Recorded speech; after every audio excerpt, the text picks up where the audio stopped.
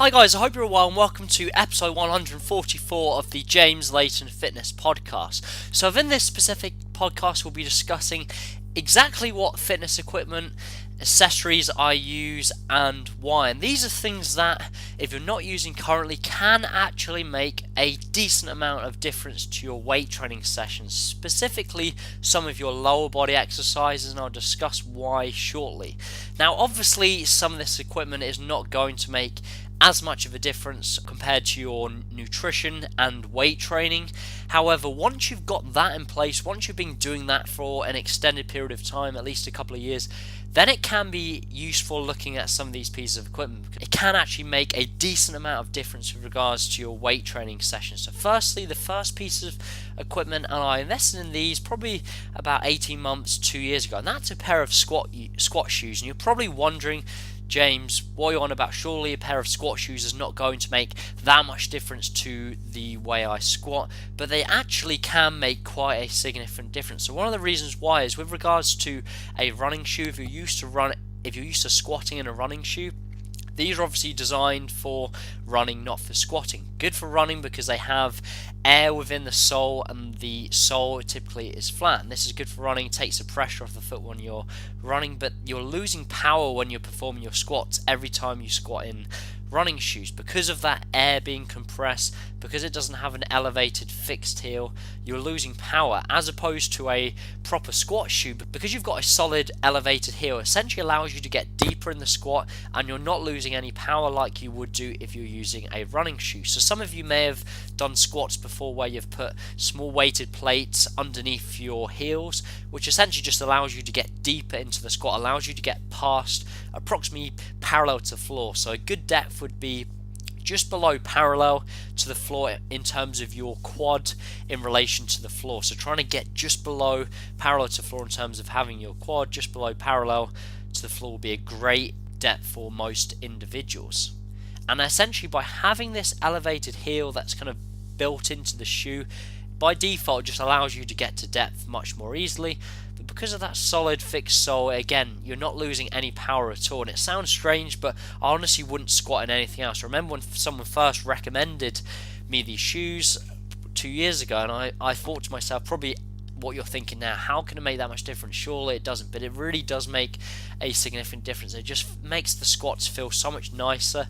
Now my squat shoes, they are quite expensive. Mine cost £90. However, you can get some cheaper options. There's much more options on the market now for squat shoes for about £40-50. Again, they are a decent amount of money, but the good thing is because you're just using them for squats and some of your other lower body lifts, they're not going to get scuffed up because you're just using them in the gym for those few key lifts. You're not using them to go out running or outside, etc. So mine have stayed in perfect condition throughout the 2 years, and they should really last for most of my training career. So certainly look at that.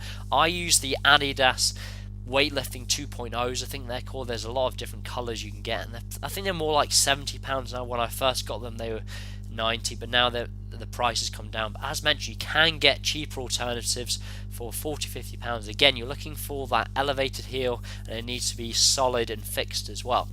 So the second thing that's worth considering, especially if you've been training for a couple of years, is a proper weightlifting belt. This, again, can actually make quite a significant difference for your squats and deadlifts in particular. One of the biggest reasons is it increases what's called intra-abdominal pressure, which will essentially just allow you to use more weight for your squats and deadlifts. Additionally, as I've mentioned about many times before, when you're performing a squat and deadlift, you need to be bracing your core appropriately. The best way I know how to describe this is to imagine that someone's about to punch you in the stomach. What would you do? And your natural response would be to push your stomach out, to push your abdominals out, and to hold that fixed position until someone punches you. Now I want you to basically take that same feeling into your squats and deadlifts. So before each and every repetition, you're pushing your stomach out, you're holding your abdominals in a braced position, and you're going to hold that position until you've completed a repetition. So you're having a big deep breath, pushing the abs out, holding that fixed position until you've completed a rep. Then you'll breathe out, then you'll repeat the cycle. But by having a belt, it essentially allows you something to push up against. It makes that brace feeling much easier because you're having to push up against something. It's much easier to get into that brace position. So I would strongly recommend looking at a belt. I have a replica of a belt called the Inza belt. The Inza belt comes from the USA. Decided not to get that particular one just because the postage was just as expensive as the actual belt itself, which is just ridiculous. So instead of getting that, I looked online in the UK and found a UK replica from the strength shop. I think it was about £40-50. One of the reasons why it's a good quality belt is it's very thick. I don't know the exact millimeters of how thick the belt is, but it has the same width all the way around the belt. Whereas some of the cheaper options, you'll probably notice if you looked on Argos or something like that, you'll notice that the belt is much thicker at the back than it is at the front. You don't want that. You want the same thickness and width all the way around the belt. But don't get a cheap one for the weightlifting belt. Make sure it's the same width and thickness all the way around the belt.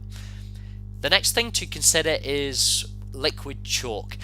Liquid chalk is nowhere near as messy as traditional chalk, but it makes a significant difference, especially for your deadlifts. If you find that sometimes the limiting factor for your deadlifts is your grip strength, which is quite typical for a lot of people, having some chalk, particularly liquid chalk, is not as messy, will essentially just make you stronger overnight. You use liquid chalk as opposed to no chalk at all, and you will be able to move more weight just because you're minimizing the limiting factor of your grip strength being the weakest link within the lift. So get some online. I think I paid about £5 for mine, and the good thing is it lasts for a long time as well. So certainly look at that liquid chalk. The next thing to consider is some straps. I like to use this when I'm performing things like dumbbell rowing movements, barbell rowing movements, and also for my Romanian deadlifts, because with the Romanian deadlift you're having to hold on to the bar for the whole repetition. It's worthwhile using straps as opposed to chalk. With regards to the traditional deadlift, because you're resting the bar on the floor for a split second, it just allows you to essentially reset your grip as such. Whereas when you're performing the Romanian deadlift, you're obviously holding onto the bar for the whole set. It's worthwhile actually having some proper straps, and they just wrap around the bar, and then you can hold on to them. Great for, as I said, barbell rowing movements and also dumbbell rowing movements as well. Again, very cheap, probably get them for about £3 on Amazon. So certainly suggest looking at all those pieces of equipment. Again, this is not a substitute for a good quality, a good weight training program or good nutrition. Obviously that needs to be the foundation of what you're trying to achieve. But once you've got that in place and you've been training for 1 to 2 years, start looking at these extra pieces of equipment because they do make a big difference. Additionally, with regards to the straps, you could probably get those as a beginner. It's going to make a difference for some of those barbell rowing, dumbbell rowing movements pretty much overnight, and maybe you could also get some liquid chalk. But maybe for the squat shoes and belt, it's worth training for at least a year, just because the squat shoes is quite expensive. And with regards to the belt, it's worthwhile refining your technique first for your squats and deadlifts without using a belt. So that would be my suggestion. Look into those pieces of equipment. Once again, it does make quite a significant difference once you've got the weight training nutrition foundation in place.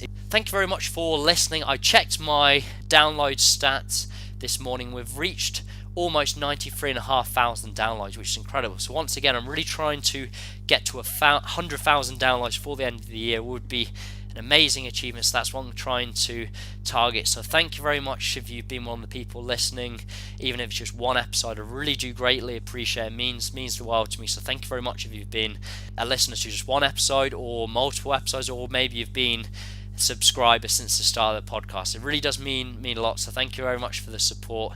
It means the world to me. If you're still yet to download my free ebook, How to Set Up a Nutrition Plan, if you go to James Layton, Layton, fitness.co.uk, you'll see a tab at the top of the page called free ebook, and you can download that immediately. I'll look forward to speaking to you next week. If you're still yet to subscribe to the podcast, make sure you do, because it will prevent you from missing any episodes, as these podcasts come out every single week. Thank you very much. I look forward to speaking to you next week. Take care.